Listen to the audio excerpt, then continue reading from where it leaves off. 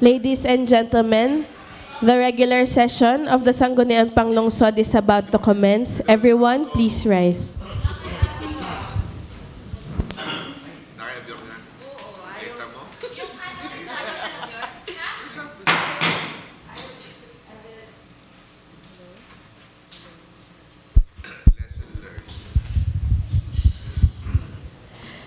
As the elected City Vice Mayor and the presiding officer, this 40th regular session is now called to order. Roll call, please. The members of the Sangguniang Panglungsod. Honorable Michael Gerard T. Morada, Honorable Galileo P. Angeles, Honorable Jennifer Spitey Toledo, Honorable Oscar M. Gozos II, Honorable Rio Fernicol H. Ronquillo, Honorable Venice D. Manalo, Honorable Miguel P. Lina III, Honorable Merlo P. Silva, Honorable Avior R. Rocafort, Honorable Ralph Peter S. Umali, Honorable Aris D. Macala, Honorable Percival V. Loho, Honorable Emmanuel T. Recto, Honorable John Paulo N. Macala, and the presiding officer, Honorable City Vice Mayor Camille Angeline M. Lopez. We have a quorum. May I request the Honorable Oscar Gozos II for the leading of the invocation and the singing of the national anthem. In the name of the Father, the Son, the Holy Spirit. Amen. Almighty and loving Father, Creator of heaven and earth, we praise you and adore you. You are the Kings of Kings. We humbly ask for forgiveness for our sins. Have mercy on us, O Lord. We are gathered here today for our session.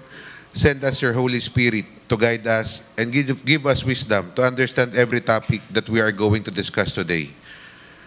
We thank you, Father, for this precious time that you have given us. All this we pray through our Lord Jesus Christ, your Son, who lives and reigns with you in the unity of the Holy Spirit, one God forever. Amen. In the name of the Father, the Son, the Holy Spirit. Amen. Ilagay po natin ang ating kanang kamay sa kaliwang bahagi ng dibdib at sumabay po sa pag-awit. Mga kababayan, ang pambansang awit ng Pilipinas.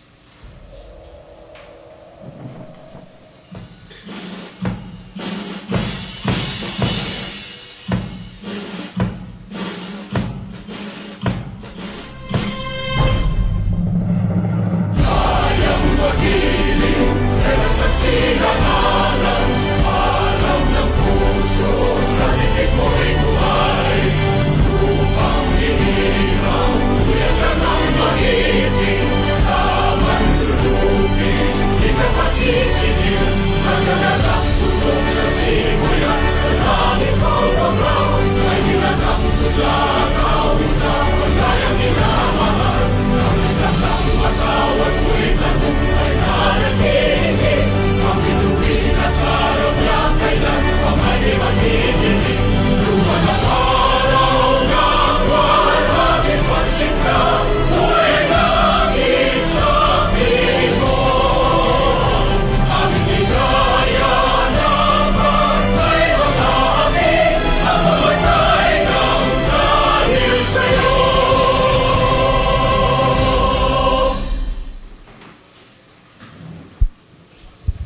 Good morning, everyone. So before we proceed with the privileged hour, may I request the Honorable Venice Manalo to introduce our guests.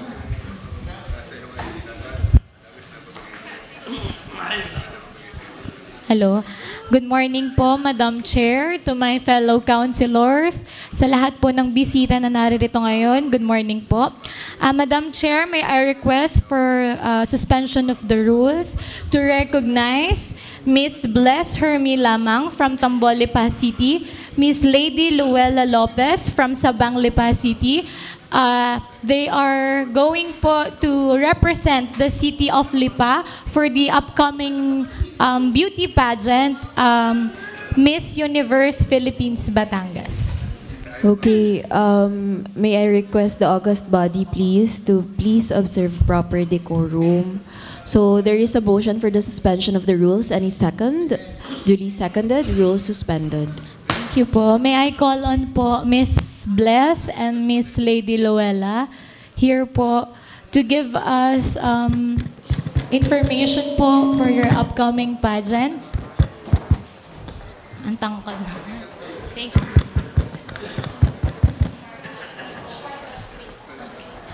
Hello, good morning everyone. Good morning Vice, and good morning to all the members of Sanggunian. My name is Lady Lawalapi Lopez. I'm from Sabang, Lipa City, and I'm 21 years old. We are the official candidates for the upcoming Miss Universe Philippines Batangas. And syempre po hindi na natin pahabain. We would humbly want to ask for your help and of course your support, ayan, the support of the city for our upcoming coronation night this January 21, 2024. But we have upcoming preliminary competitions and also the cultural competitions coming this coming December. So, ayun lang po, we would humbly want to ask for your support and of course, the support of the city of Lipa for our campaign. Thank you. Good morning po. Good morning, everyone. Ako po si Bless Lamang from Tambol, Lipa City. One of the official candidates of the Miss Universe Philippines Batangas. So, we're here po asking for your support and help, of course, for our pageant.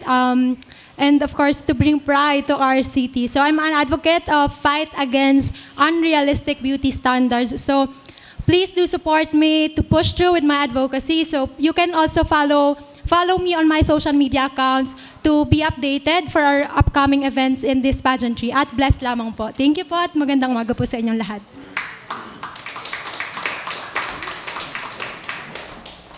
Thank you po.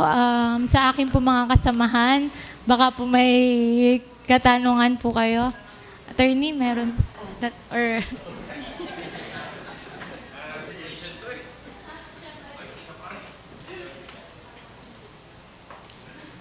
Hello, good morning. Morning, attorney. Ngayon pa lang, congratulations na for making it to the competition. Can you tell us about the competition? Actually po, Miss Universe Philippines Batangas will be holding its first annual competition. So, bale, bagong franchise po siya because before po, di ba, pag nagpapasali po tayo ng Miss Universe Philippines, usually, they're having their auditions and screenings in Manila from different cities. So, right now, ang gusto po mangyari ng organization, of course, headed by Miss Shamsi Supsupli, is masala po ng maigi yung candidates. So everyone will be coming from the regionals. So kung sino po yung mananalo for this Miss Universe Philippines Batangas, yun po yung magre-represent ng buong province for the Miss Universe Philippines. Okay. Parang kayo na yung pinili for the Batangas or you will be competing for a representative for the province of Batangas? We'll be competing to represent Lipa City po. Okay. Right now po, Lipa City, and then pag nanalo po kami, saka po namin i-represent yung Batangas. Okay. So, the two beautiful ladies are representative of Actually Lipa. po, we're three. Other one po is Carmela, the Miss Lipa Tourism, second runner-up. Okay. She's actually running late po because nagka-emergency lang po. So, kayong tatlo, napili na kayo for Lipa. So, how many candidates were chosen from? 22 candidates po from different cities of Batangas. From Lipa. From Lipa po, 3 lang po. Paano po kayo pinili sa Lipa? Nagkaroon po kami ng screening consist sa Batangas Capital. First screening po is Batangas Capital, second screening is Jet Hotel po. Ilan kayong naglaban-laban sa Lipa to get the 3 positions? Sa Lipa po, ang alam ko pong nag-screening is hindi, marami kami first. Actually po, 12 po yung nag-screening from Lipa. 12 po yung nag-screening from Lipa, from first and second screening, tas 3 po kami nakapasok. Ako po sa first screening, then 2 po sila sa second screening. So, merong hindi nakapasok dun sa mga screening. Ano yung mga, categories or yung mga area, criteria na pinipili para kayo mapunta sa position niya yan? Pasarela. First of all po, syempre tinignan po yung pasarela namin. Yung? Pasarela walk po. Yung rampa po. The way ng pagrampa po as a beauty queen. Magsasambal pa para makita talaga? Tapos nag-held din po kami ng swimsuit competition. Swimsuit. Opo. Tinignan po yung vital statistics. And then, inas po kami about our advocacy. Personally, what is your advocacy? Personally po, my advocacy is about childcare because I'm the About eldest. what? Childcare po. Childcare Childcare. services, yeah. Because I'm an eldest daughter and I have 4 siblings. You are what? Eldest daughter po. Eldest daughter. Yes po. And your advocacy is childcare. Yes po, Why? childcare services po. Because yun po, I'm an eldest and I have 4 amazing young siblings and I want to support the community through childcare services po. Kasi marami po ngayon sa City of Lipa yung kailangan po na ma-reach out, lalo na po yung mga riles, ganyan. Yung mga mahirap po natin community sa Lipa na they would know that someone truly cares for them. Okay, ikaw naman taga-barangay ko, no? Saan ka sa Sabang? Sa Kansi, sa Sabang po. Sa Pilaygo. Saan doon? Opo, gusto niyo po katukin ko po kayo Katukin mo ko doon. I'm sorry, kanino ka bang anak? Kaninong anak ka sa Pilay ko? Po? Saan ka sa Pilay ko? Sa... Doon po sa may building po ni Sir Eric Cabrera. Doon ka nakatira sa building ni Eric? Hindi. Kapit-bahay lang po.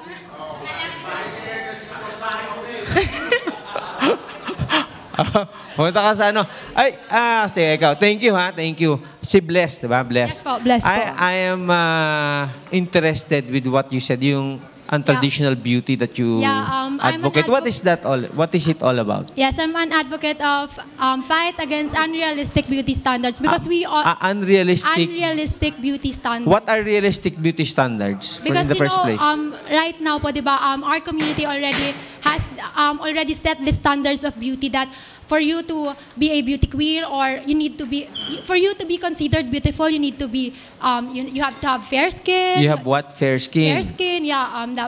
Fit Kala body. makinis ka, magandang mukha, Yeah, matangkad. Yes po, but in reality, those things are not should be considered for you to be beautiful. So right now, I'm here standing po to push through with my advocacy na I guess it's time that we break the stigma So of this what beauty. is the unrealistic beauty that you would want people to understand? Is it the beauty from within? Yes po, and also, embracing no matter what our race, culture, and size is because at the end of the day, we are all uniquely beautiful. Like, I want them to embrace who they really are and that we should be celebrated for who we really are and not what we are. Okay. Sorry, marami akong tanong kasi na-interested talaga ako dun sa advocacy mo. Ano magiging criteria for you to be able to see a person who is traditionally not beautiful or unrealistically beautiful? What is now your criteria of saying that she is more beautiful than you because you are in a competition and you have to choose the one who is more unrealistically beautiful than the other? How can you now say that the one is unrealistically more beautiful than the other? I mean, I'm here because I want to show the youth that, para makita mo na that you're worthy, it should start from yourself. Now, you should love yourself for who you are and not kung ano yung gusto ng society na you should be like this, you should be like that, like her. You should have your own personality and embrace who you really are. Because pag nagawa mo yan, people would see that, oh, she's beautiful and she's confident enough to face people and stand in front of stage. And, people would say, maganda siya. And, she's capable to bring... So, pag kailangan marinig magsalita. Dito sa nakikita mo sa mga kasama ko rito, sino mang unrealistically handsome and beautiful dito? In your standard, Except me, because I'm the one asking. So, you look at kailangan mo si Consel Merlo, I want you to look at him. He's my ninong po, actually. Naku. Do you think he is unrealistically handsome? No, no, of course. No, I mean, for me, because this is my advocacy, I don't judge people. Like, I would always choose to see the beauty in one person. Because yun yung gusto kong ipakita to everyone na don't judge, always find the beauty in that person because meron tayong makikita. Okay, sige. Thank you. Palakpakan natin mga beauty queens. Thank you so much, Attorney. For final comments, Honorable Merlo Silva, you're recognized. Beauty is on the eye of the beholder, ano? Alam mo, congratulations. Kayo ho ay Pride of Lipa. May tanong lang, paano kayo na-screen? Yung screening, paano kayo napili? First po, ako po from day 2 screening po ako. which was held sa Jet Hotel po. And then during the screening po, first po is they would ask for our basic information like our name, and then we also underwent the Q&A portion, and then they also asked us kung ano po yung ipinaglalaban namin. Why would we want to be one of the candidates? Because of course, us being one of the candidates, we want the crown. And for me, it's not just more than the crown, it's more of the platform. Because you know, if I would be in the Miss Universe stage, I know that I would reach more people. Kaya that's why I joined the Miss Universe Philippines. You are representing the city of Lipa. Yes, Tama? City of Lipa. Paano kayo napili? At anong asosasyon ang pumili sa inyo?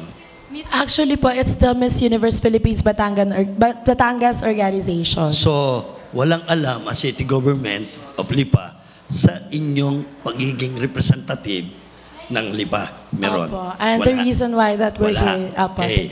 So, saan kayo pupunta? Saan papunta? Yung as a contestant, as a candidate, saan kayo pupunta? Of course, first is bring pride to our city, and then province, and then next is country. If we would be luckily joining the international pageant. Yes. Dapat. Kaya lang, ang tanong nga, anong direksyon ng isang kandidatong katulad ninyo pagkatapos kayong manalo? Ano sunod? Saan? Yun nga, ibig sabihin, saan kayo papunta? Actually po, during the screening, we were asked about our involvement in the community. Okay. So personally po, lahat naman po kami is may involvement sa community. Others are involved in charity. So after we win this competition, we're actually gonna train for Miss Universe Philippines, but we're also gonna continue doing our advocacies. Sa akin tingin, sa inyo, as a good experience, tama. Pero kami nag-aalala.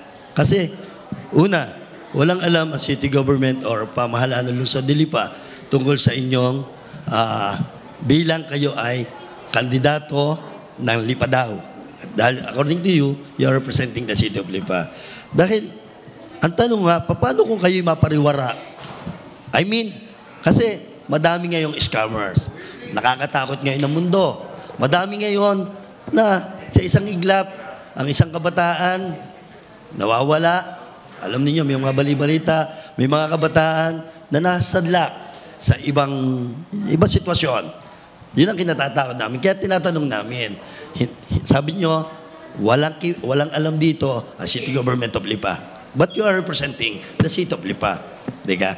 So, paano? Hindi kayo mamomonitor, hindi kayo mapuprotektahan ng lungsod na Lipa, ng pamahalaan ng lungsod na Lipa. Yun ang sinasabi natin, Madam Chair. Kaya ako kayo nagtanong ng ganon. Siguro, it's about time. Madami na, dililinggo-linggo tayo. May mga candidate tayo, may mga contestant na they are representing the city of Lipa. Pero, Madam Chair, ang akin nung inaalaala, pagkatapos, di natin alam, walang monitoring ang city government. Siguro it's about time, Madam Chair, na tayo dito sa lungsod na Lipa, magtayo tayo dito ng isang recognized body. Isang recognized body or isang council na lahat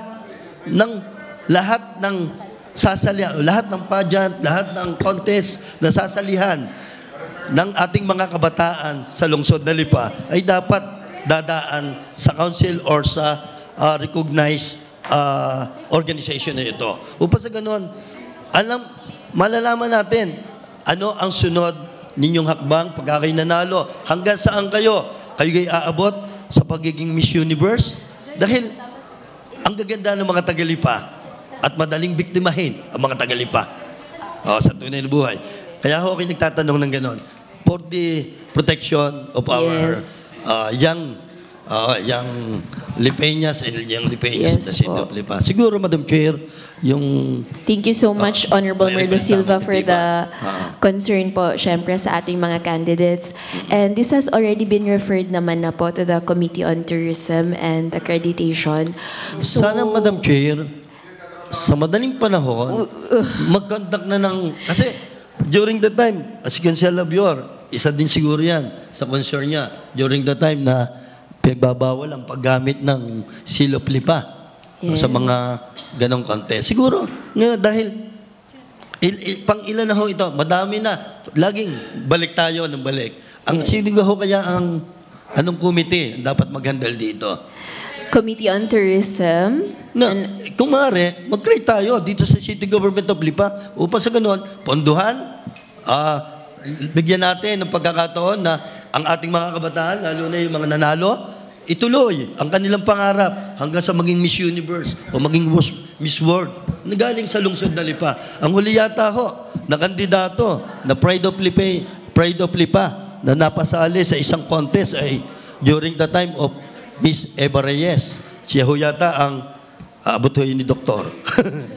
Yun siya ho ang naging Miss Philippines na galing sa lungsod na Lipa. From then, wala na ho yata akong nabalitaan na naging, sino? Naging beauty titleist na talagang galing sa lungsod na Lipa. Sa kabila ho ng katotohanan na tayo ay City of Beautiful People. Yes, correct. Oh, thank you so much, Honorable Merlo Silva.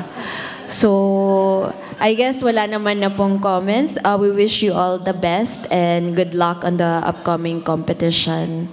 So, before po sila matapos, may I request the August body for photo ops, please. Thank you.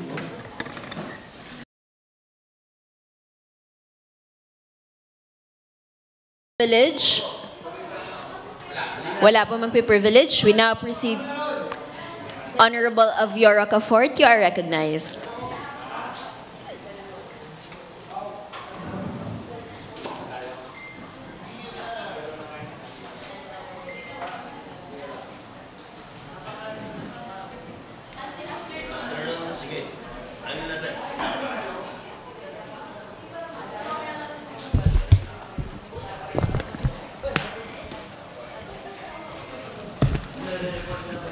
Hindi pa.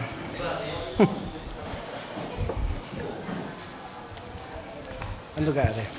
Okay. Madam Chair,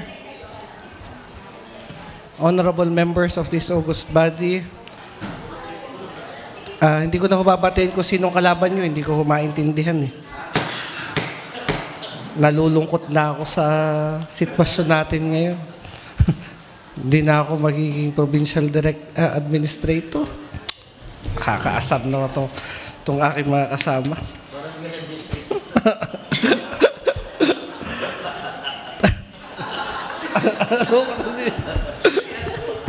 Loko to si Merlo. At sa atin po mga panauhin at mga tagapakinig, magandang umaga po sa inyong lahat. Madam Chair, as we start the deliberation of the city's budget amounting to 3,100,000,000 pesos, marami po tayong mga nadiskubre sa pag-deliberate po natin ng budget ng mga opisina. Alam po ninyo, as we deliberate the budget, hindi lang naman po yung budget ng mga opisina ang ating pinag-aaralan at dinidiscuss, kundi yung tinatawag na certain provision of the budget which states the mandate, vision, mission, major final output, and performance indicator and targets of each offices, Madam Chair. Sa budget deliberation, nagkakaroon po ang Committee on Budget ng authority sa lahat ng offices dito sa City Hall to review whether or not the mandate of the office is performed efficiently and effectively by the said office. Dahil bawat konsehal ay may kanya-kanya pong komitiba, so we cannot take authority on the committees of each councilor unless during the budget deliberation because all offices ay sumasalang po sa Committee on Budget. Madam Chair, the first office that I would like to review and to study by the committee ay ito pong market, Madam Chair. I would like to discuss the findings of the Committee on Budget with regards to market. Madam Chair, dito po sa ating public market, may tinatawag po tayong parking fees. Ang parking fees po na ito ay dalawa. Parking fee related to the parking building and parking fee of delivery vehicles.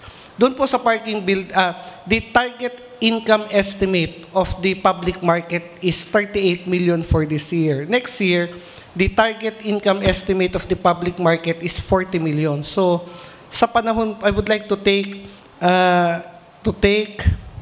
to acknowledge yun pong ating Market Administrator OIC na si Mr. Alan because he is doing well with regards to the collection and to the share of the market dito po sa ating income ng Syudad ng Lipa. But tutukan ko po itong parking fee, Madam Chair. Doon po sa parking building, we were able to collect 400,000 a month, more or less, sa parking building po natin. Ganun kalaki po ang contribution ng parking building sa income ng Syudad ng Lipa pagdating sa contribution ng market. Yung pong parking fee for delivery trucks, Madam Chair, ito po ay lahat ng pumapasok sa palengke na nagdi-deliver ay nagbabayad. At ang bayad po nila ay nagre-range sa 300, 200, or 100. Depende po sa truckload o sa gamit na truck ng mga delivery vehicles. Pag po 100, yung po ay tricycle. Pag 200, yung po ay mga jeep. Pero pag 300, ito po yung malalaki. Kaya lang, Madam Chair, napag-alaman po natin na ang delivery trucks ay walang oras ng deliver sa palengke. Ibig sabihin, from 24 hours, pwedeng mag-deliver ang isang delivery truck. And 24 hours, Madam Chair, alam naman po natin na isa pong problema ng Syudad ng Lipa ay ang traffic, pati po sa palengke. So, ibig sabihin, malalaking truck, mga delivery truck, ay sumasabay sa problema po natin ng traffic dito po sa public market. Tuwing umaga, andyan na po ang mga terminal ng tricycle, multicab, jeep, private na mga namimili sa palengke. So, sobrang traffic po. So, Madam Chair, sana po, to discourage sa mga private supermarkets po, may oras ang delivery ng mga kumpanya na nagdi-deliver. Sa public market, wala. So, Madam Chair, during the committee hearing, I suggest sa market na siguro to discourage the delivery of vehicle, the delivery of goods sa oras na tayo po ay matraffic, ay mabago po natin yung rate ng delivery ng mga sasakyan from 6 a.m. up to 6 p.m. We retain the current price of parking fee of delivery vehicles in public market, yung 300, 200, 100, from madaling araw at saka yung gabi up to from 6 p.m. up to 5 a.m. But from 5 a.m. up to 6 p.m. we double the pay of this delivery vehicle so that it will discourage them to make delivery doon po sa oras na tayo po ay matraffic. So, Madam Chair, I would like that the committee responsible for this ay mapag-aralan po yung unang agenda po natin sa public market. Pangalawa, Madam Chair, napag-alaman po natin na sa public market, ang ginagawa po ng ating mga stall owners na binibigyan po natin ng authority to lease ay pinarerenta rin sa iba. This was supposed to be illegal, but because of the provision of the market code under section 15, that it is allowed, that partnership is allowed doon po sa mga pwesto sa public market. Kasi ganito po ang ginagawa sa public market, Madam Chair. Pag hindi na po kaya ng may-ari yung pwesto na tindahan o ayaw po niyang magtinda, ang ginagawa po niya, pauupahan niya, pero hindi po ang isasabit niya sa city ay rent agreement o lease agreement dahil bawal po yun. So, ilalagay niya, yung parerenta niya ay partner niya. So, that is allowed under our market code. So, humihina po yung hold ng city pagdating sa mga pwesto ng palengke na pinarerentahan po sa iba. So, Madam Chair, siguro po ay maganda na mapag-aralan din na maamyendahan at madelete yung Section 15 under the current provisions ng Market Code, Madam Chair. So ito po ay ilan sa mga... And then, pag pumunta po kayo sa public market, Madam Chair, so sana i-take note to ng committee na mag-handle. Pag nagpunta po kayo sa meat section, meat, poultry at sa isdaan, pag nagtanong po kayo ng presyo ng baboy. Sa isa, 360. Pag nagtanong po kayo ng presyo ng manok, doon sa isang tindahan, 280. Pag pumunta po kayo sa isa, 280. Pag nagtanong po kayo ng presyo ng isda, halos lahat makikita nyo, 160, pare-parehas. Now, where is the competition inside the public market? Nawawala po. Nawawala yung choice ng ating mga kababayang mamili ng maayos sa murang presyo na gusto nila. Dapat po, Madam Chair, may ceiling. Ito ang minimum, ito ang maximum na pwede nilang paglaro ang presyo pagdating sa public market. Kasi, Madam Chair, ang mga pwesto po sa public market, sila po ay rumerenta. Ang renta po nila ay 500, more or less 500 to 600 a month. Ang pwesto po sa pesos sa isdaan, manukan, at saka hindi po, doon lang sa wet. Yan lang po ang from 500 to 600 a month.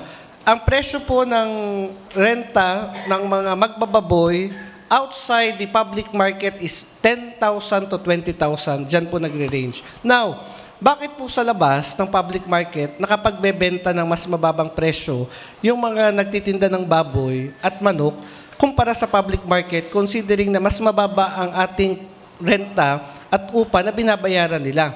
Kaya po hindi nakakapagtaka, malakas ang bentahan ng baboy outside the public market na nagre-range lang minsan sa 280, 260, 270, 320, 300. So, Madam Chair, napag-alaman po natin na may tinatawag po tayo dito sa Lipa, nasaan ka?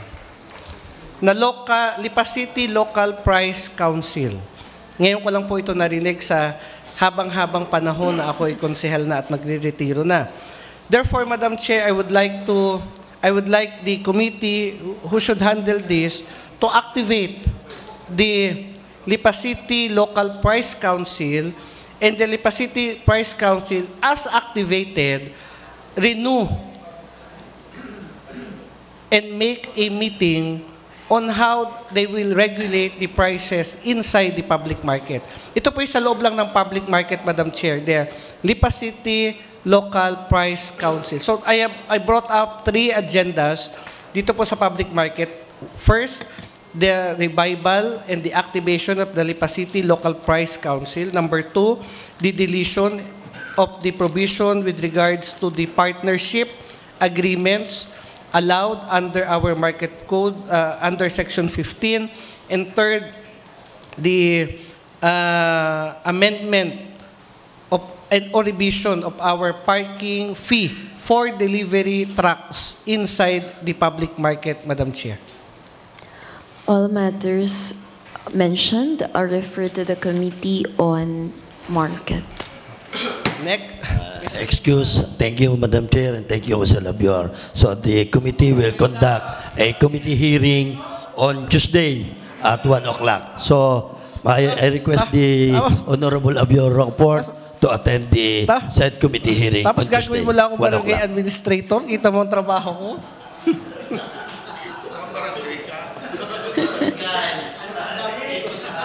Kita. Sa dinami-dami na ngayon, wagya ako na mapag-aralan lahat yan. Okay po. Any other Next, concerns Madam Chair. po? Okay.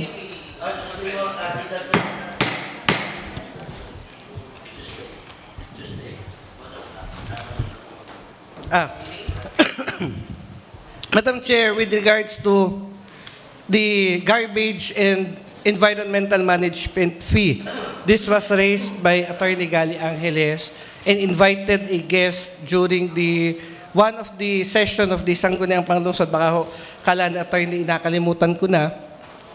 But ngayon ay meron po kasing mga barangay, isa din po to sa napag-usapan namin, na meron po pala tayo dito sa Sangguniang na aprubahan na mga ordinance regarding the collection of garbage fee. And then the city is collecting garbage fee. Madam Chair, wala pong binabayaran ang barangay pagdating sa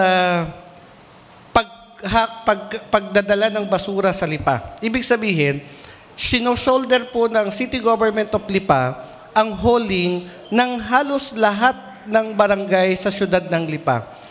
We are spending 100 million pesos for the garbage hauling of the city of Lipa, Madam Chair, for next year. For this year, we spend 92 million for the garbage hauling. The order of the mayor to the Senro, to the City Enro, is that lahat ng mga barangay na may mga subdivision na namumroblema sa basura, kahit sila'y subdivision, Madam Chair, at alam natin na may responsibilidad sila na dapat may sarili silang hauler, ay tulungan na rin ang syudad ng Lipa. So, ibig sabihin, ito'y kolektahin na rin ng barangay. O kung ang mga subdivision ay may sariling truck ng basura, yung truck ng basura ng subdivision ilipat sa barangay at ang barangay ang magdala sa transfer station natin sa Lipa. So, Madam Chair, dahil doon, dapat wala nang babayaran ng mga kababayan natin sa barangay pagdating sa garbage fee. Kasi wala namang binabayaran ng barangay pagdala nila sa transfer station ng atin pong basura. Kaya po marami sa ating mga kababayan ang nagrereklamo, triple ang binabayaran nila pagdating sa garbage fee. Merong sa city, may sa barangay, at meron po sa water district, Madam Chair. So, I would like this committee, the Honorable Chairperson, to review and revoke all ordinance na pinasa po natin na ang mga barangay ay may garbage fee collection. Sa ngayon naman, Madam Chair, sumulat na ang ating Senro sa mga barangay na merong ordinance regarding the collection of garbage fee. Sumulat na po at sinabi na ng Senro by authority ng ating punong lungsod na wag na silang mangolekta. Ang Marawi hindi na po nangongolekta kahit may ordinansa sila. Ngayon, kung hindi na po sila nangongolekta, wala na pong saysay yung ordinansa. Para po hindi na natin ito magamit at saka po hindi na ito maging idle, i-revoke na lang po natin. And I would like to request this august body, pagkatapos po ng term ko, kahit sino hong umupo na matitira, not to approve any barangay ordinance related to garbage fee. Because unless na sisingilan na natin ang barangay. Pero as of the moment na tayo po ay hindi naniningil sa barangay or a certain portion of their fund ay hindi natin binabawasan para sa collection ng garbage fee, sana po ay wag nang maningil ang barangay. So, Madam Chair, may I respectfully move that this matter be referred to the proper committee. Matter brought up is referred to the Committee on Environment And Barangay Affairs po. and Barangay Affairs. Lead committee would be the Committee on Environment. Kasi ito pong lahat ng barangay ordinance ay dumaan sa Committee on Barangay Affairs. Okay. Next, Madam Chair, okay. Ito pong ospital ng Lipa, Madam Chair. Ang atin pong budget for the hospital ng Lipa amounts to 319,662,953. Covered po nito ang 4 na systems natin ng ospital ng Lipa. System 1, System 2, System 3, and System 4. System 1 is Hospital ng Lipa. System 2 is our dialysis center. System 3 is our industrial center. And System 4 is our Granha Hospital, Madam Chair. Now, dito po sa budget, kaya malaki po ang budget natin, lahat po ng trust fund, inilagay na natin dito. The usual practice pagdating sa trust fund, ang BOT ang naglalagay ng kung saan gagastusin ang trust fund. Ngayon, hindi na po pwedeng gawin yan ng BOT. Dahil in-incorporate na natin sa general budget, so ibig sabihin, lahat ng trust fund may pagkakagastusan na, particularly sa ospital ng Lipa, Madam Chair.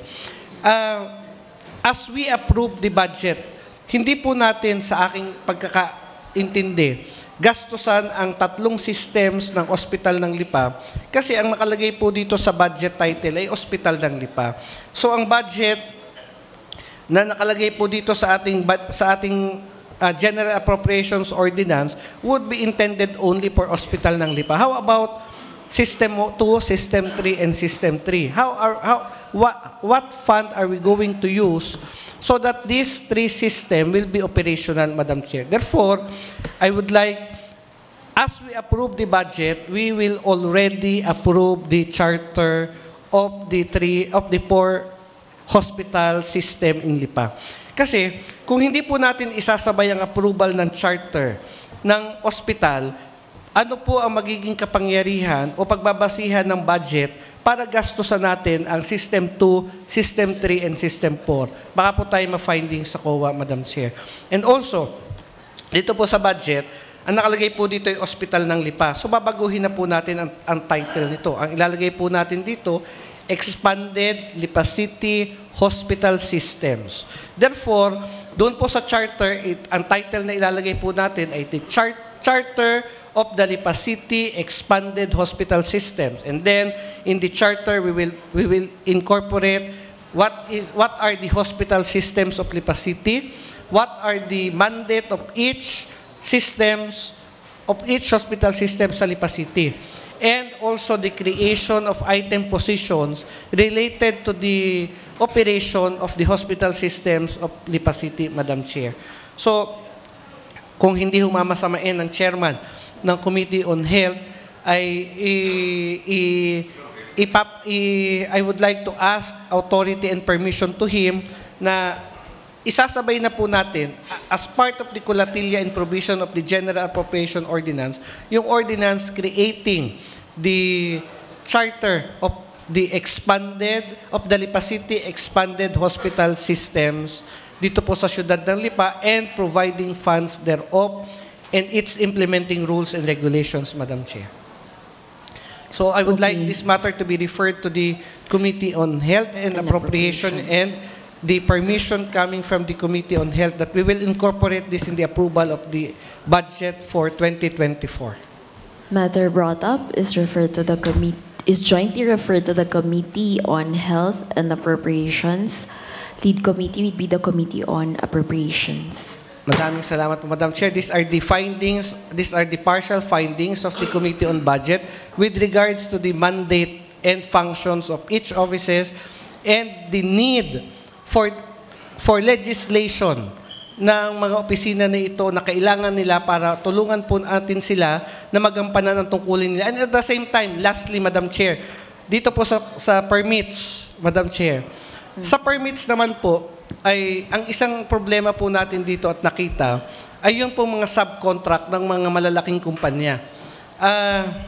Though hindi po sila pwedeng kumuha ang mga subcontract ng kumpanya ng mayor's permit because they do not have an office located in Lipa City, but their employees are working in Lipa City. Therefore, ang hinahabol ho natin dito is the occupational permit, Madam Chair, of each of the employees working in Lipa City.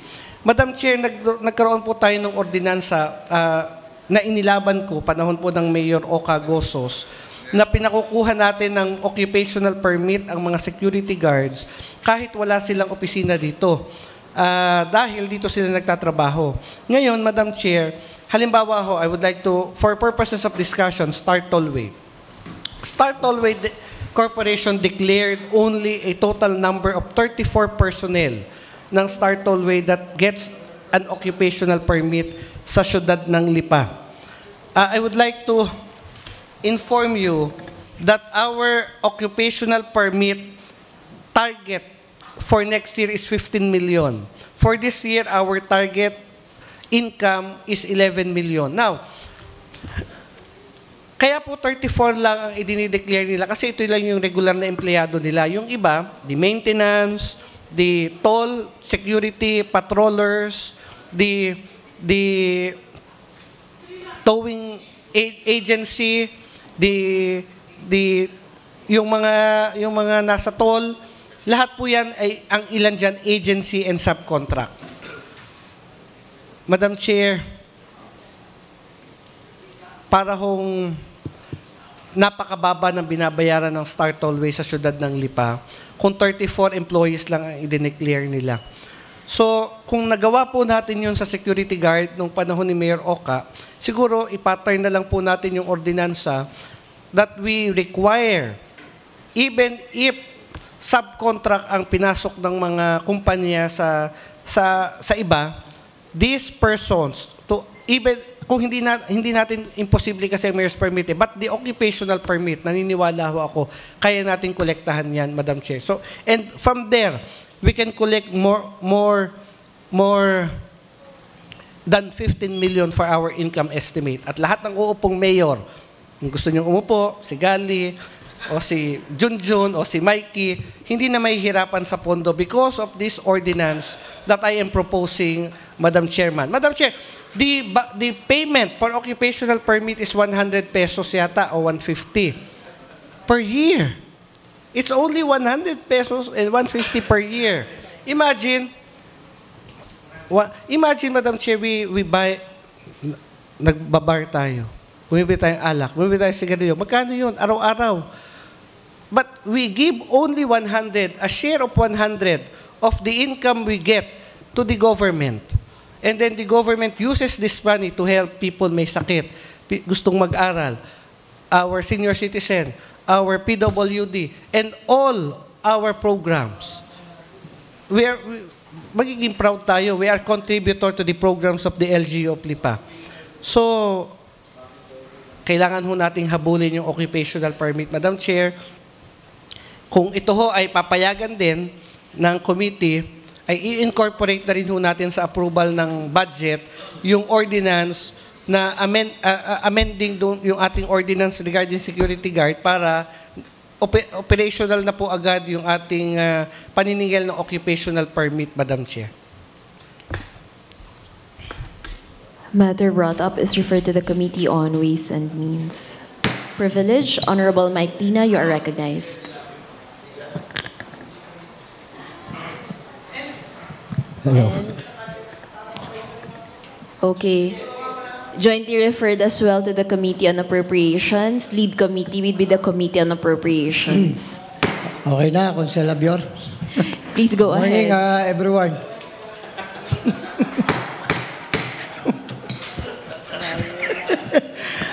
Madam Chair, good morning. Nung isang araw po ay may mga kabarangay ho ako na nagmula dyan nga ho sa Barangay Antipolo del Sur na dumulog po sa inyong abang lingkod. Nahingi po ng tulong sapagkat ito yung may kinalaman dyan po sa Quarry at sa Antipolo del Sur, sa Ayala yata ito. Sapagkat ang ayon ho sa kanila, after nga ho nang magkaroon ng San Miguel pala. San Miguel. Anyway, kung sino man yun, ito may kinalaman nga sapagkat after ho daw ng barangay elections ay nagkaroon na naman ng blasting at talagang natatakot daw sila at nangangamba sapagkat yung kanilang mga bahay ay talagang nayayanig na may posibilidad na magkaroon nga ng damages o baka gumuho na kung saan ay maaaring magresulta ng hindi maganda sa ating mga kababayan, sa ating mga kabarangay dyan sa Antipolo del Sur. Kung kaya naman nais ko po sana na magkaroon muli o may patawag yung mga party concerns upang sa gayon ay madinig o mapag-usapan ulit o mabigyan ng solusyon yung mga suliranin o itong problema ng aking mga kabarangay, na ating mga kababayan mula sa Barangay Antipolo del Sur. Madam, baka ho pwedeng may repair sa komitiba ng land use. Comment lang. Matter brought up is jointly referred to the Committee on Environment and Land Use.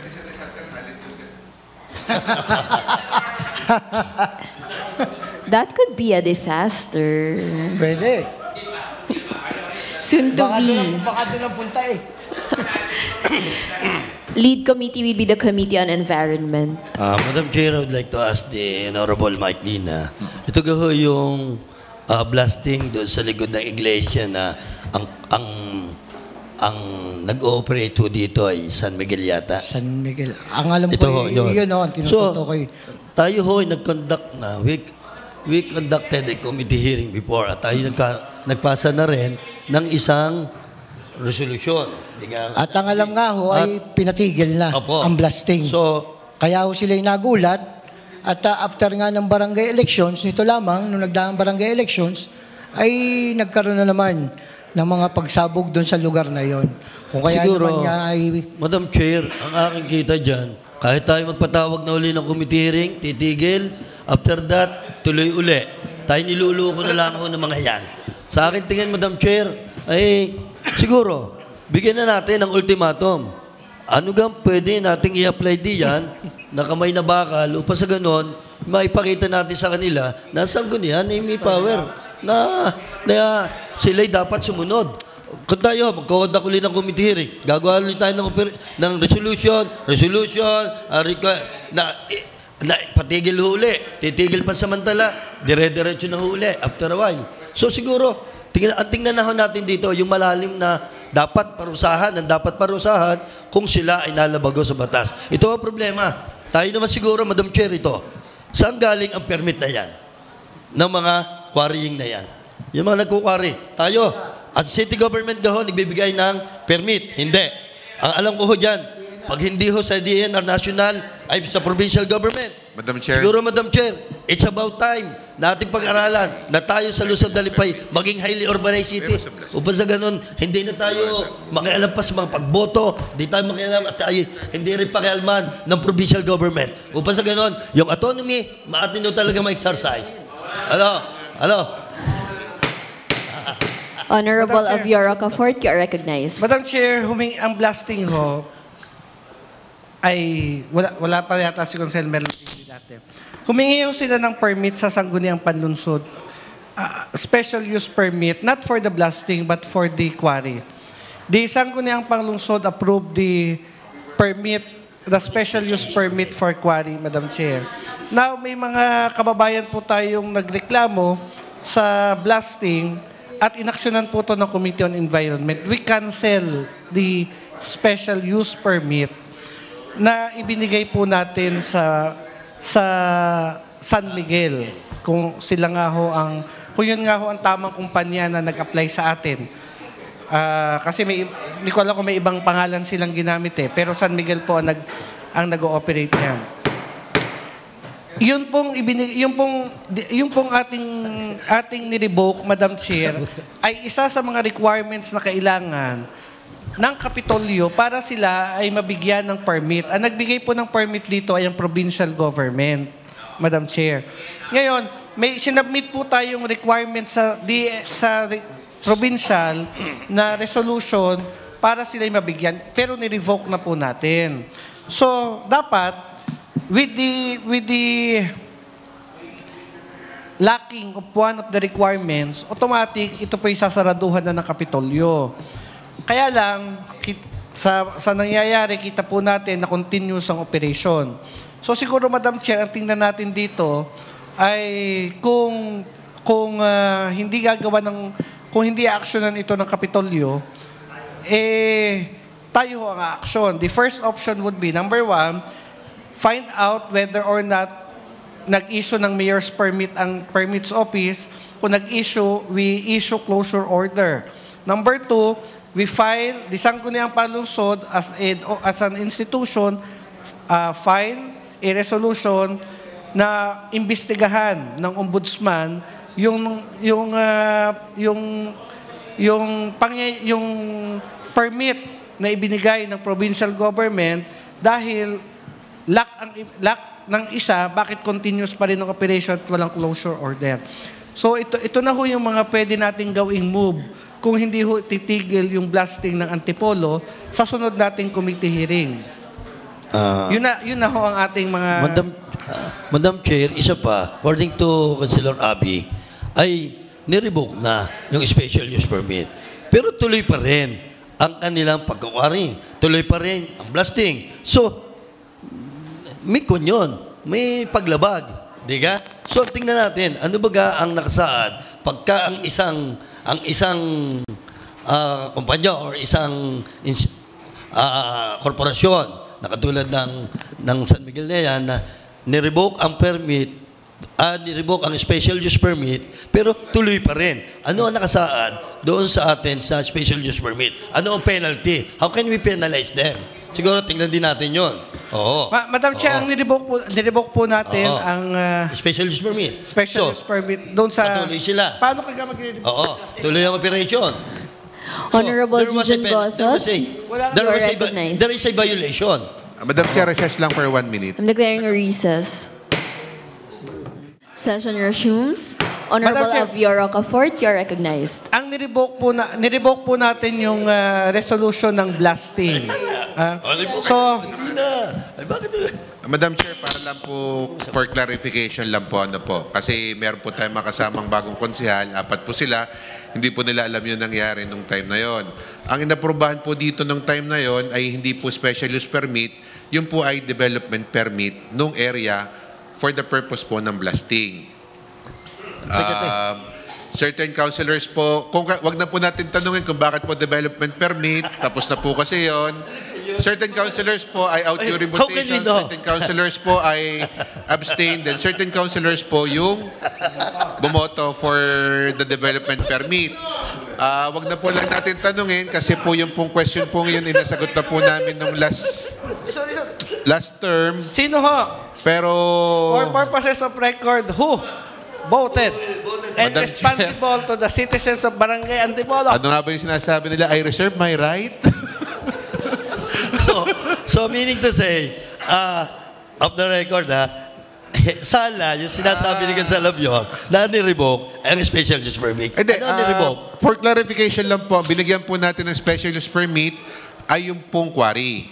Ano po? Yung pagkukwari. Oo, yung pagkukwari. Pero yung pong blasting ay wala pong special use permit. But sa pagkukwari, ang ginamit nila, yung ang paliwanag po doon ay kaya daw po DP ang pinaaprobahan at kaya daw po nagbablasting ay dahil daw po ito daw po ay bundok, tatayuan daw po ng subdivision at kailangan daw pong patagin yung area. Yun po yung dahilan nung konsehal na nagpa-approve. For clarification lamang po, hindi po ako nagpa-approve noon. Ako po ay out during votation. 3 po kaming konsehal. Pinapaliwanag ko lang po yung nangyari. Ano po? Regarding naman po doon sa question kanina, naniniwala naman po ako na kung nai-revoke na po natin yung permit na binigay natin sa kanila for that blasting at hindi po nila tinutupad ito, pwede naman po mag-conduct ng committee hearing po uli ang Committee ng Environment at Land Use at pwede po nating i-instruct ang ating Senro at ang permits na i-revoke po yung kanilang permit, mayor's permit, and pasarahan din po ng Senro for the violation po dahil ayaw po nilang makinig doon sa ginawa natin at i-revoke po natin yung kanilang permit for blasting. Kung ayaw pa rin po nilang makinig at tuloy-tuloy po rin ang operation, naniniwala po ako na pwede rin po natin ipatigil yung kanilang quarry dahil yung pong ginagawa nila ay nakakasama na po doon po sa ating mga kabarangay sa Antipolo del Sur. Yung sa akin tingin, Madam Chair. Okay. Madam Chair, siguro nag-aaksaya tayo ng panahon kung tayo magpapatawag pa ng mga committee. Tayo gawa na ngayon na isang desisyon. Ipatigil na natin. Upang sa ganon, tayo naman nakagawa na noon ng isang resolution to stop the operation at ngayon, nandito na naman. May reklamo na naman hanggang kailan yan. Siguro, gamitin na natin ang full power of the Sangguniang to stop the operation sa quarrying na yan. At sa ganun, Madam Chair, makita nila na tayo dito sa Sangguniang, hindi tayo nagpapabaya sa ating mga kababayan sa lungsod na Lipa. And, Madam Chair, ang kasi, ang DNR may power on their own to issue cease and desist order. Kahit po without prejudice doon po sa mga ini-issue ng LGU at ng provincial na permit. Mayroon po silang power to issue cease and desist. So patatawag na rin po natin ng DNR. Pero kung ayaw po talaga nila, we would take the suggestion of Consel Junjun that we as an institution and as a legislative body revoke the permit, not only hindi na po yung DP, pati na rin yung quarry para tigil na ang quarry at saka yung blasting sa Barangay Antipolo. Ngayon, tutuloy pa ho sila ng pagpapasabog, sila na ho pasasabugin natin. Madam Chair, hindi naman. Ang akin ng tingin di yan, dadaanin natin sa proseso na uli.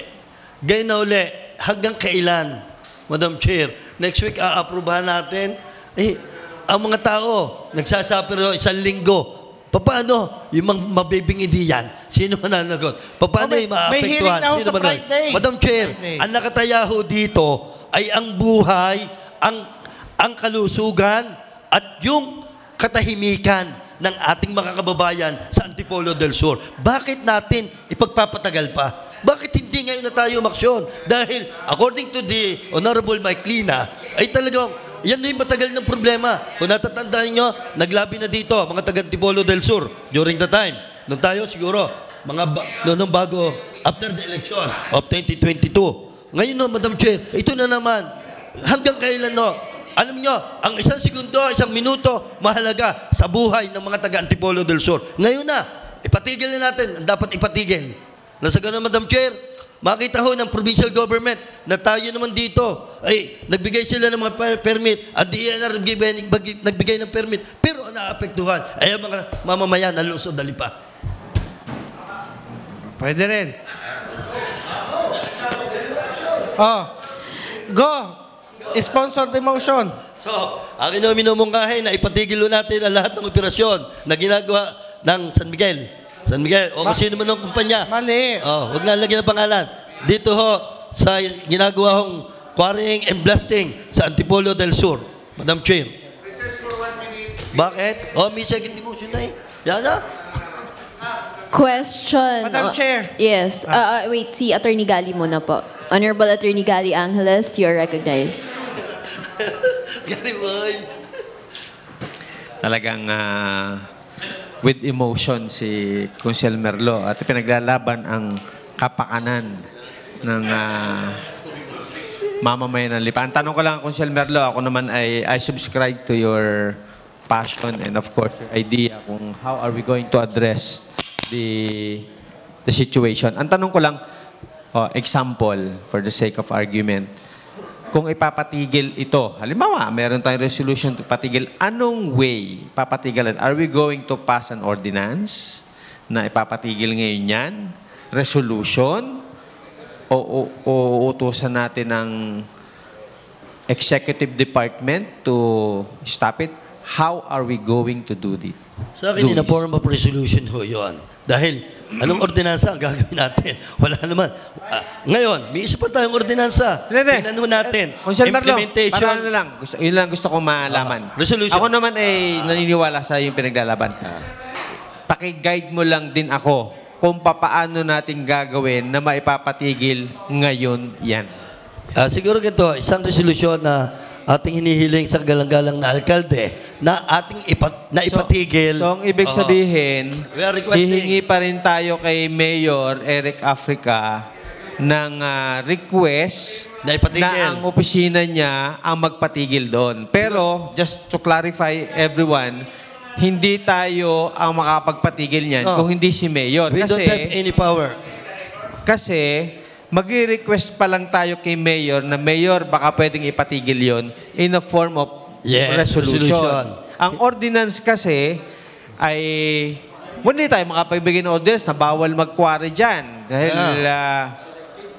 magiging lahat na nag-ooperate sa Antipolo ay magbabawal. So, ibig sabihin lang, for clarification lang sa ating mga kasamahan, ang inyong iminumungkahi ay isang resolusyon na ating hihilingin sa Mayor na kanyang ipatigil ang quarry. Yes. Yun lang po. Dahil the Office of the City Mayor is the implementing agency. Tayo naman. Na-clarify na po ako. All is clear. So, kindly reiterate your motion. May I request, total ito naman po ay ito naman po Friday ko na ibinaschedule ang hearing, Madam Chair. For purposes of a public hearing for the record na makonduct natin before we issue this resolution, for kahit po ayaw natin, pero let's give them a chance to be heard. for purposes of due process of law, kasi baka mamaya questionin tayo tungkol dyan. Isang hearing lang po sa Friday and then we decide on Wednesday, Madam Chair. So that we can also consult with the members of the executive and inform them na ito po ang problema dito sa Barangay Antipolo. Also inform the office of the record, opisina po ng City Mayor para po mapag-usapan itong bagay ito. Because we issue the permit for quarry but not the permit for blasting, Madam Chair. Napahinto na po natin yung quarry, yung blasting. Okay na po yun. But yung quarry ay, yun naman, marami pong quarry doon sa area na yan na pinayagan natin. What would be the difference of stopping this quarry? Then yung iba, nagka-quarry pa rin. Tuloy-tuloy sila. So ang problema lang naman po natin dito sa San Miguel, naka-off the record tayo, blasting lang. So what are we going to do for San Miguel? Hindi naman po San Miguel ang ginamit nila, ibang pangalan eh. What are we going to do for them to stop this blasting? So ito po yung magandang mapag-usapan din natin at mapag-aralan so that our move would be legal and if they try to challenge us in court, panalo tayo sigurado. Madam Chair, sa palagay ko naman hindi ho illegal na magpasa tayo dito ng resolusyon. Ay, ipatigil natin ang blasting. No, kung ano man itong kumpanya yon. Dahil Madam Chair, sabi ko nga, ang isang segundo ay mahalaga ho. Dahil ang nakataya ho diyan, ang katahimikan, buhay, at kalusugan ng mamamayan ng Antipolo del Sur. Madam Chair, tayo'y nag-conduct na ng committee hearing. Nagpasa na tayo ng resolusyon. Pero patuloy pa rin sila. So, hanggang kailan ho tayo? Baka tayo magbumerang sa atin ito. Madam Chair, I support fully the sentiment of Consel Merlo Silva. In fact, I am the one who sponsored the resolution revoking the permit and submitting it to the provincial council. Madam Chair, I fully support the position of Consel Merlo Silva, but ang ipinaliliwanag ko dito ng Chair is the process and the procedure we need to undertake para po nakalagay sa record that we give them due process with regards to the closure dahil hindi nila ito sinunod. Madam Chair, the company name is Southern Star Aggregates. Madam Chair, may I request for a recess for a closed door meeting so that to make it clear on record, I am out during the votation. Tatlo ho kaming out. Ako, Junjun at Sigali. Kaya ho wala kaming hidden agenda dito. Really? Yes. That is on record. Really? I'm declaring a recess. On your shoes. Honorable Merlo Silva, you are recognized. Binibigyan gaho ko ng kapahintulutan ng body na to make a motion regarding on the subject matter that we tackled a while ago. Kami ho ay nagkaroon ho ng pagpupulong at napagkaisan ho ng membro ho ng Sanggunian na ito ho ay talagang kailangan ho nating maaksyonan for the reason na nakataya ho dito ay ang mga katahimikan, ang kalusugan at kabuhayan ng ating mga kababayan sa Antipolo del Sur. At kami ho ay nagkaisa na ito ay siguro tama hong aksyonan na ho agad na Sanggunian. Kaya Madam Chair, with the permission of the body, I make a motion regarding on that. Pwede na ho? Yes po, please go ahead. Pwede na ho mag-file na motion. So I move for the passage of a resolution requesting the mayor to stop the blasting operation of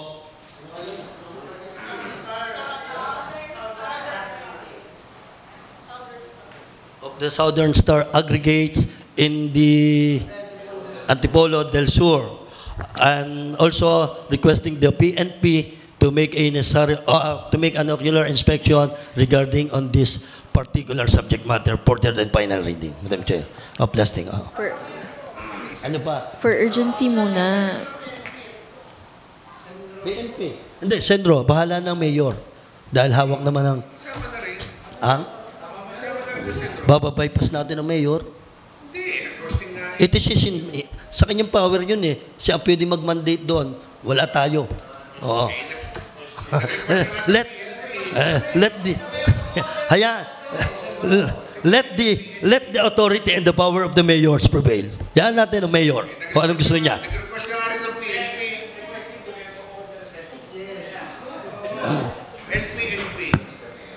Order sa mayor na utusan ng sentro. Parang okay. With the golden mind of our colleagues and my colleagues of the Sanggunian, ay siguro ho, requesting the mayor to order the Sendro and the PNP to implement to close or to stop the operation of blasting in Antipolo del Norte, del Sur. Antipolo del Sur, Southern Star Aggregates, Porter and final reading. Urgency muna. Urgency. Jointly moved by Honorable Ronquillo Angeles, Lina Gozos, Thank you, my Morata, Loho, Rocafort, Manalo. Joint ka ba? Joint din po si Macala. Seconded by Honorable Pao Macala, Toledo, Umali. Discussion, objection, hearing none, the motion is hereby approved for the third and final reading. Okay, privileged Honorable Junjun Gozos, you are recognized. Madam Chair, nasa akin po ang request ng VN Mendoza Amusement and Gaming Corporation.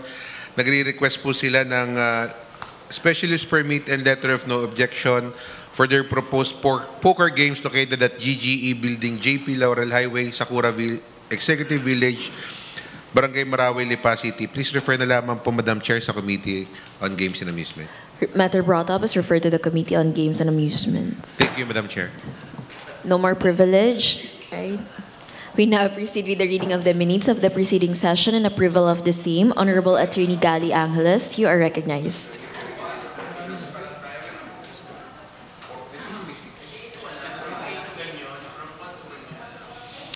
Thank you, Madam Chair. I respectfully move to dispense with the reading and the approval of the minutes of the October 25, 2023 regular session. Seconded by Honorable Silva, Loho, Umali, Macala. Discussion, objection, hearing none, the motion is hereby approved. Thank you. Thank you, Madam Chair. Business for the day.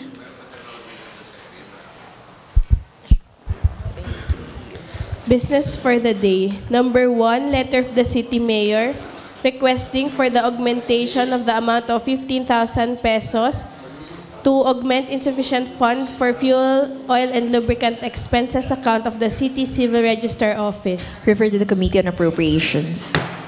Number 2, letter of the City Mayor requesting for the augmentation of the amount of 20,000 pesos to augment insufficient fund for traveling expenses account of the City Legal Office. Refer to the Committee on Appropriations. Number 3, letter of the City Mayor forwarding the request of Amaya Series Batangas for the approval of alteration plan and alteration of plan analysis and granting of alteration of plan permit located at Barangay Anilaw, Labac. Refer to the Committee on Land Use. Number 4, letter of the City Mayor forwarding the request of Quezon Residences for the approval of the alteration plan together with the alteration plan analysis and granting of alteration of plan permit located at Barangay Quezon, Lipa City. Refer to the Committee on Land Use. Number 5 to 41, letter of the City Mayor forwarding copies of various barangay tax ordinances of various barangays. Refer to the Committee on Barangay Affairs. Number 42, reclassification request of Ferdinand Lantin of the 302 square meter parcel of property located at Barangay Bugtong, Napulo, Lipa City. Refer to the Committee on Land Use. Attorney, excuse me.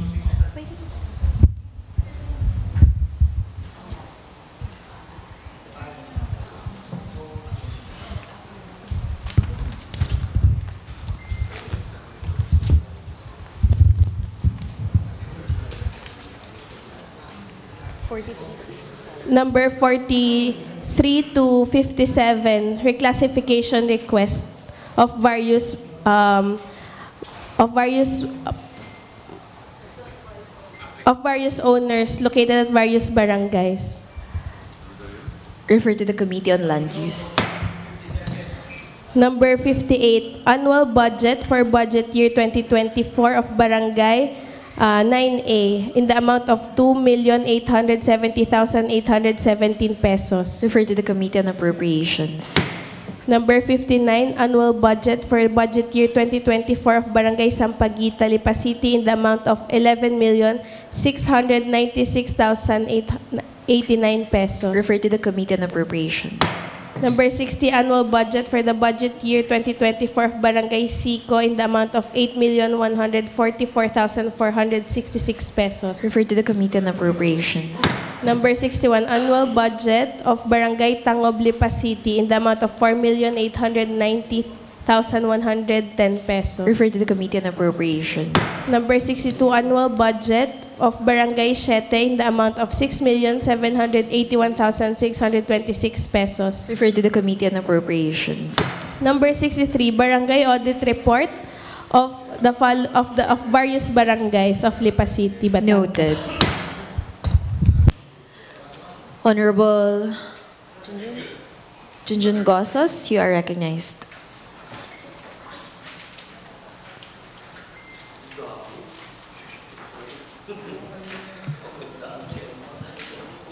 Recess for 1 minute pala. I'm declaring a recess. Session resumes. Madam Chair, motion for urgency po with regards to item number 43 in the business for the day.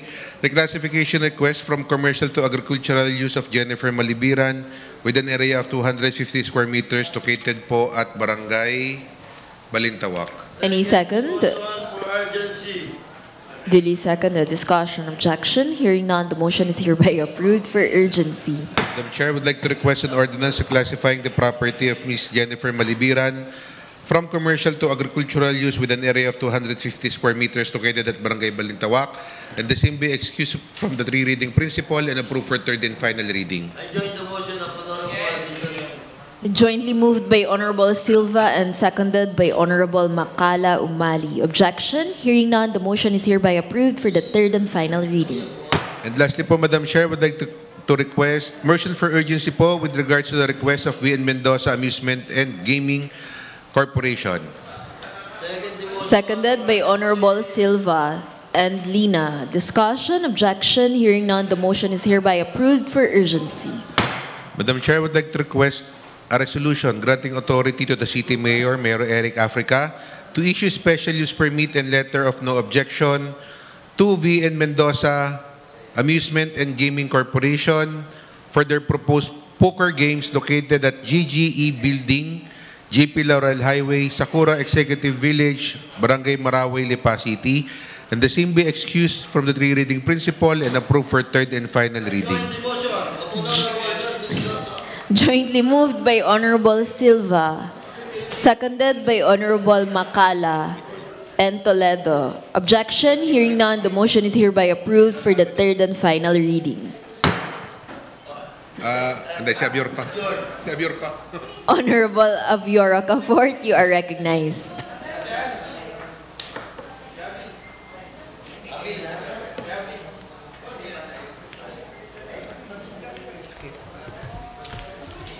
Madam Chair, I move that we consider as urgent the following barangay annual budget. Ba, for 2024 na to eh. Ate, saglit lang. The SK supplemental budget amounting to 100,000.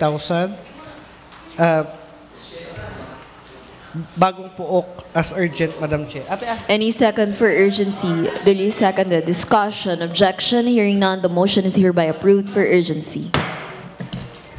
Madam Chair, I move that we consider that we pass a resolution approving the SK supplemental budget of Bagong Puok amounting to 100,000. The same be considered as approved for third and final reading and same of the three reading principle. Jointly moved by Honorable Silva, Ronquillo, Lina, Makala, Manalo, seconded by Honorable Umali, Lohom, Toledo, Angeles. Objection, hearing none, the motion is hereby approved for the third and final reading. Madam Chair, I move that we consider as urgent the barangay budget of Tangob, Sampaguita, Pag-ulinging Bata, and San Guillermo as urgent. Any second for urgency? And 7, Madam Chair. Okay, duly seconded. Question, Honorable Merlo Silva, you are recognized. Ito ga yung annual budget ng Sampaguita. Madam Chair, alin ga ho ang dapat maunang aprobahan natin? Ang budget ng city or ang budget ng barangay? Dahil pag inaprobahan ho natin, sa akin tingin, pag inaprobahan natin ang budget ng barangay na hindi ho pa ho approve ang budget ng city, ay paano kung aprobahan natin? Dahil ang ibang pondo ho nito sa barangay ay kasama sa pondo ng city. So, paano kung hindi ko alam, baka ho tayo ay may nalalampasan. Ano ho yung nalalampasan? Ano nalalampasan? Can we approve first the annual budget of barangays kaysa annual budget of the city? Sasagot. Di ho, dapat pareho sa Senado, sa Kongreso, aprobahan muna ang GAA, General Appropriation Act, bago aprobahan ang bawat syudad. Opo, dahil doon ho manggagaling yung mga ibang pondo ng isang city. Tama ka, Kuya Mike? May know from the consultant. Papahirapan naman ako lagi na rin. Madam Chair, pwede ho, kasi lahat naman ho yan ay projection. Projection. Tayo nga ho, nag-approve ngayon ng budget ng city for next year. Yung IRA po ay projection naman po na pinoproject po natin yung ating IRA. Kung pati po yung ating mga income, Madam Chair. Sa akin tingin, Madam Chair, hindi pa rin naman kung papayag ko ang pinakamagaling na chairman ng appropriation, ay atin mo muna siguro tingnan na ito naman by January po ang implementation ito. Atin mo muna tingnan at aprobahan natin. Madam Chair, walang problema sa akin kasi as of the moment, ang ginagamit na pera natin ay ang budget of 2023. Tama po. Ngayon po ay nasa November pa lang tayo. Hindi pa naman po tapos yung 2023. Yes. So, pwede naman po nating i-delay ang annual budget ng barangay. Thank you, Madam. Thank you, sir. Yun naman ho, yung supplemental lang po pinapromote. Yun, doon tayo sa supplemental. Ayaw ko para ho, Madam Chair, simula kanina hanggang dulo, malagay sa record na panalo si Merlo. Hindi ho, no. Hindi ho tayo naglalaban-laban tayo dito. Tayo ho ay, alam mo nyo, sa isang demokrasyang bansa, sa isang demokratikong bansa, kadami mo pa sinasabi, payag na nga ako Ma'am, hindi, I'd like to put in the record. Yes. Ang pag-uusap ho, yan ho ang dahilan upang magkaroon tayo ng magagandang batas, magagandang ordinansa, resolution. At kung hindi ho tayo mag-uusap dito, ano ang pakinabang ng bayan sa sanggunian? Okay, we understand your sentiments, your concerns. Na nga ho ako. Okay na po. Sinasabi. Any further concerns? Wala meron na po. Meron pa po. Okay, go ahead po. Kaya lang, pinahahaba ho ni Jose Merlo. Payag na nga ako Kahit na pwede ho nating aprobahan, para lang ho mapagbigyan ang kahilingan ni Consel Merlo. Dahil wala man tayong lalabagin whether we approve this or not, just for the sake of, payag na nga ako. Madam Chair, please refer to the Committee on Budget the request of the City Mayor addressed to the members of the Sangguniang Panlungsod through Vice Mayor Camille Angeline Lopez. The passage of a resolution authorizing the City Mayor to enter into a sub-project agreement with the DILG Regional Office. Ano pa lang po, referral. Ano yun? Tayo ho ay bibigyan ng grant ng Embassy of India amounting to $50,000. Wow. Kaya po, pinadaan po nila sa DILG, kaya po tayo ay enter into a agreement para makuha natin yung pera.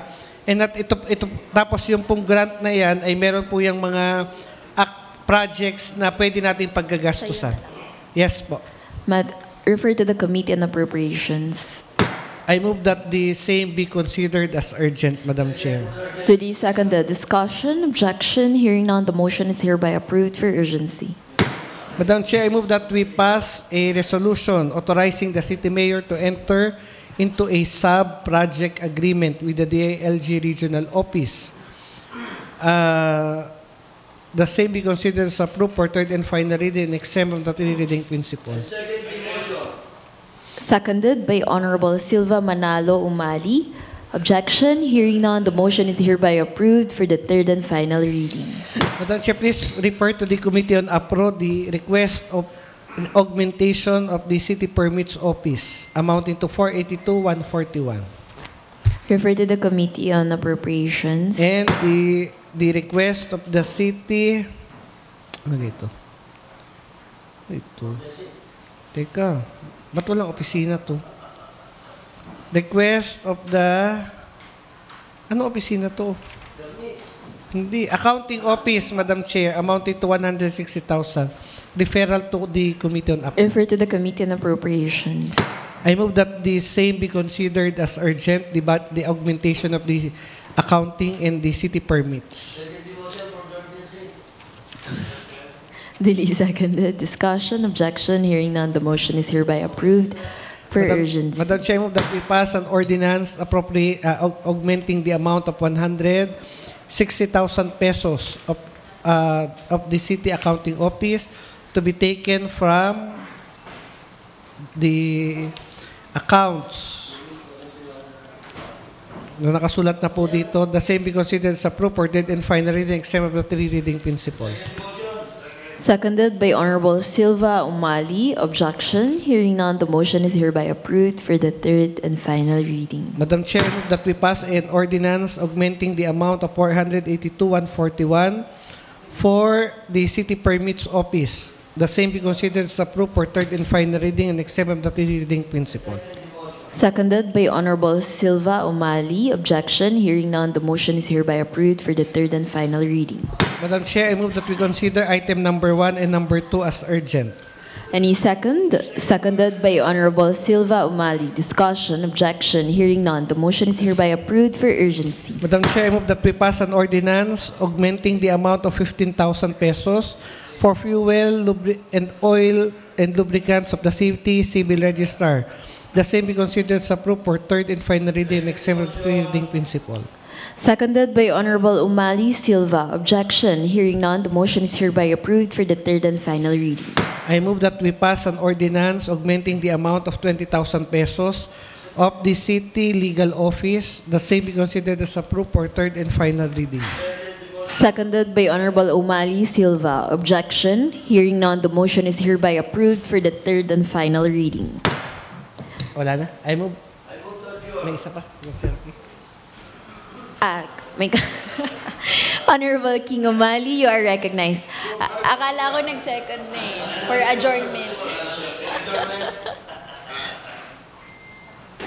Madam Chair, I request for a suspension of the rules to give way to our Miss Teen International Philippines candidate, Miss Frances Angel Fontecha. Isko po. Okay, rules suspended. Ay, ayaw ni Benis, nakatakta na daw.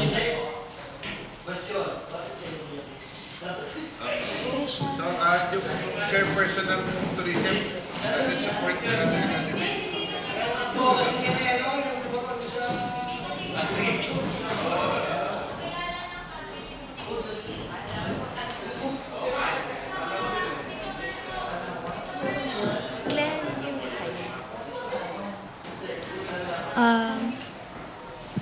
So, hi everyone. I'm Frances Angel Fontecha and I'm 17 years old.